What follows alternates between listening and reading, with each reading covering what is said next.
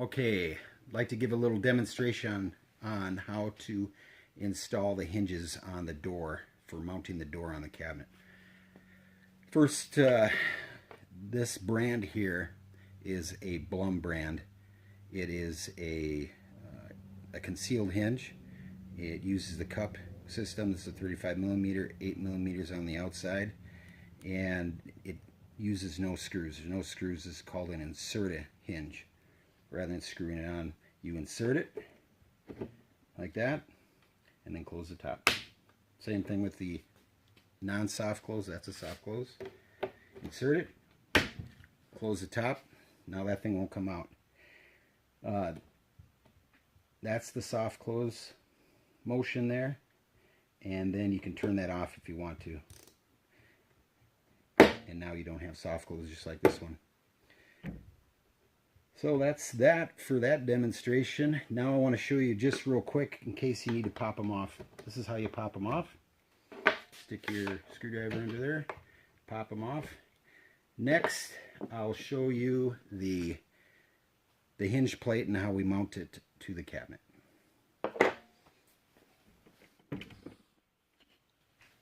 Okay, so let's put the plate on the cabinet. Now this is a base cabinet. I have it up on the bench. But let's put on the plate. You can see I already put this one on. Got 2 screws. There's a possibility of putting a third back there. But just get the holes lined up. Put in your screw. Don't over tighten it. Just get it snug. You don't want to strip it. These are 3/4 inch screws, so they'll hold well. And then grab your door. Like I showed you earlier, I already loaded this one. Now this is a base cabinet, like I said.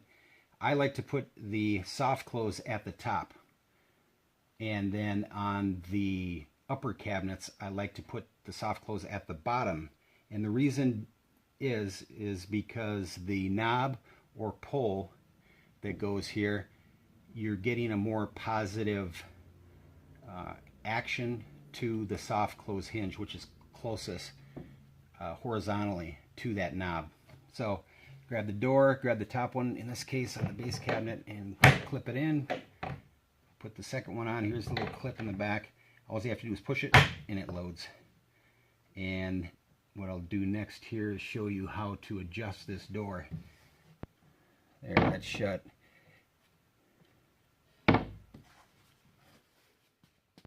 Okay, so let's do a little bit of adjustment here. Now I'm just going to go over real quick the different adjustments on this. There's this one in the back is front and back. You can see it go back, you see it go front. This one is in and out, so it would be adjusting the door to make a smaller margin going that way between the doors, or making a bigger margin going this way. So if I move that, you can see that's coming out, smaller margin between doors, bigger margin between doors. So I'm going to put it back to where I thought it was in the middle. And then this one is, you can't see it, but it's inside on the plate. What you're doing, you're adjusting the plate, which is up and down. So that would be to change the margin here. Like this is a false front, so that would be adjusting the margin to get right up and down. Now remember to, in most cases, you want to adjust these both top and bottom hinge at the same time, or not at the same time, but at the same amount, so that they don't work against each other and the hinge wears out. Okay, so you can mount the doors in their proper place, and then what you'll probably find is they're not adjusted very well, especially when they're on the wall and on the floor in your kitchen installed. The cabinet may have tweaked a bit, and so now you have to adjust the doors to that permanent place that they're at. In this case, it's on my bench. It doesn't give a true accurate reading of how well they're hung. But the idea is to get about a 1/16 inch gap between the doors. You can see these already have that. I want to show you, if I just this one in, now there's a bigger gap at the top. And you can see this is off a little bit. So I'm going to bring it back, doing the adjuster that moves it this way. And now it's pretty much back to the same. If you find that one door is cattywampus, in other words, this is hitting here, but it's not hitting there. In fact, I'll show you an example of that. I'm going to exaggerate it. See now it's not hitting at the bottom. That means either this one is in too far or this one is out at this corner. So, of course, I did it on purpose so we know why, but you can move it back now. Now it's flat. There's no bounce in that. And like I said, you can go up and down with it. Really what it takes is just experimenting and seeing what's going on. Now, don't go too crazy because you can really get these things out of whack. For example, this margin behind the door here, when you shut the door, you know, it shouldn't be out a quarter of an inch. It should be a pretty equal margin. The door, when you open it, it should not hit the face frame. It should be away from the face frame. But I think that's the basics of it. Like I said, you just do a little trial and error, and actually it shouldn't take you too long to adjust them to where you like them once they're all painted and ready to be used.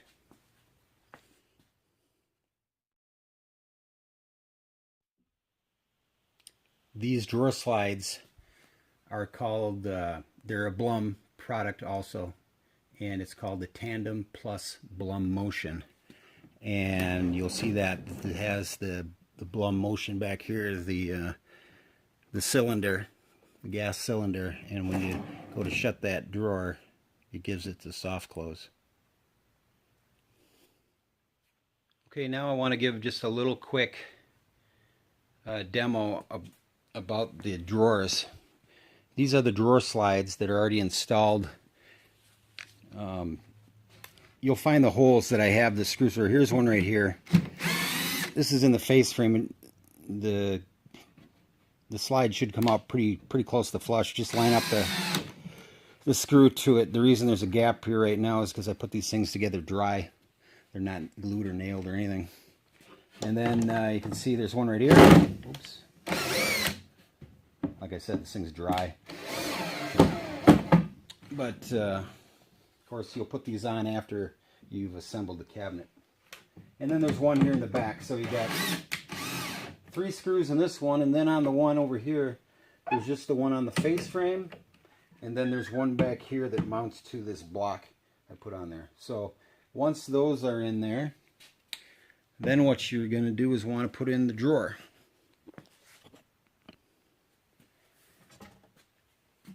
In this case, this is cabinet number 7, so I've got cabinet, or be it drawer number 7. You can look on the back and you'll see, I'll write it right on there. Actually, I have it in pencil. I'll make it darker so you can see it. But just slide the drawer in like this. When you slide that in, what's going on is there's holes in the back that line up on the drawer slides. You don't have to mount any drawer slides onto the drawer itself. You just slide the drawer in like that, straight, and it clicks right into place. And these also are soft close, so no worry about that. Now, what I wanted to show you really quick, if these things are out of adjustment, in other words, it needs to go up or down, it should be pretty close. I'm going to try to get these really close, but just for the sake of showing you, pop the drawer out. And by the way you pop these out is by pinching these like this and then pulling the drawer out. That releases the drawer from the drawer slide.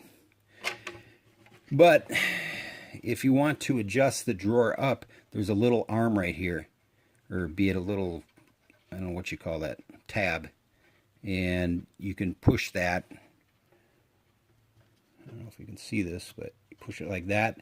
And that puts a wedge underneath the drawer slide, adjusting the drawer up. I'll give you a demonstration here. So right now, this drawer is flush here. If I grab those tabs underneath and I push them up both at the same time, now this is a little higher. Just barely, you can't hardly see it, but that's the nice thing about it. You can do slight adjustments. Here, I'll exaggerate it. See how high? It's much higher now. It's almost a 1/16 of an inch. So I can adjust those. Actually, I'm going to adjust it up a little bit. I'm just doing it mostly on the left. There's some more adjustments in the back, but I don't think you're going to need those. If it comes down to that, give me a call. But that's the install of the drawer.